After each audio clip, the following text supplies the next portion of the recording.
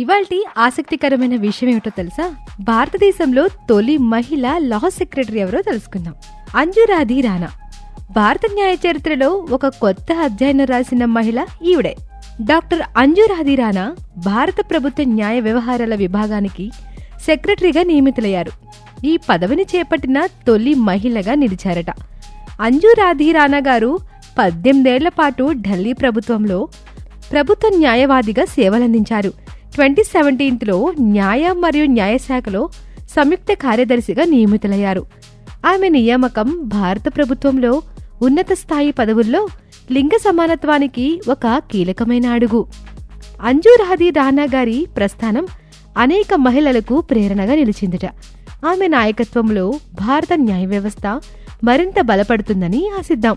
ఇలాంటి మరెన్నో ప్రేరణాత్మక కథల కోసం మా ఛానల్ని వెంటనే సబ్స్క్రైబ్ చేసుకోండి. Thank you for watching.